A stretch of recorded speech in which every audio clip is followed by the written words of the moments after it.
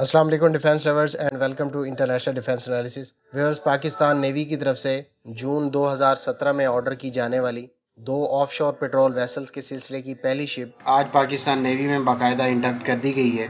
یہ شپ، جس کو بنیادی طور پر اسالٹ، سرویلنس اور ریسکیو مشنز کے لیے استعمال کیا جانا ہے، یہ 2300 ٹن وزن کی حامل شپ ہے اور اس کی میکسیمم سپیڈ 43 کلومیٹرز پر آور ہے، جبکہ یہ 40 دن تک سمندر میں رہ کر اپنے آپریشن سر انجام دے سکتی ہے۔ اس شپ کے کریو ممبرز کی تعداد 40 ہے، جبکہ اس پر ایک 70 ملی میٹر کی مین گن نصب ہے۔ اس کے علاوہ یہ شپ 11.5 اور 6.5 میٹر کی 2 انفلیٹیبل بوٹس کیری کر سکتی ہے۔ اس کے علاوہ اس شپ پر سی کنگ ہیلی کاپٹر یا NH-90 کے سائز کے ہیلی کاپٹرز کے لیے ڈیک موجود ہے۔ اس شپ کو PNS یرموک کا نام دیا گیا ہے، جبکہ اس سلسلے کی دوسری اور آخری شپ، جس کو PNS تبوک کا نام دیا گیا ہے، وہ بھی آنے والے چند ماہ میں پاکستان نیوی میں انڈکٹ کر دی جائے گی۔ ان دونوں شپس پر ویپن انٹیگریشن کا کام پاکستان میں locally Karachi shipyard and engineering works organisation میں سر انجام دیا جائے گا۔ ان شپس پر سیلف ڈیفنس کے لیے نہ صرف کلوز ان ویپن سسٹم لگایا جائے گا، بلکہ اس پر 8 اینٹی شپ کروز میزائل اور دیگر سسٹمز نصب کیے جائیں گے۔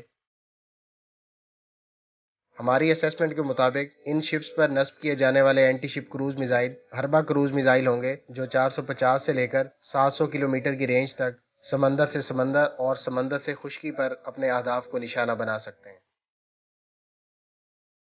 دوستو، ان ڈائمنڈ کاربیٹس کو پاکستان نیوی فورس ملٹی پلائر کے طور پر نہ صرف ٹرانسپورٹ ہیلی کاپٹرز اور UAVs کو کیری کرنے کے لیے استعمال میں لائے گی، بلکہ اس شپ کو ایئر ڈیفنس اور اینٹی شپ پرپز کے لیے بھی استعمال میں لایا جا سکے گا۔ امید ہے اس ویڈیو سے آپ کی انفارمیشن میں اضافہ ہوگا۔ ملتے ہیں نیکسٹ ویڈیو کے ساتھ، اپنی دعاؤں میں یاد رکھیے گا۔ اللہ حافظ۔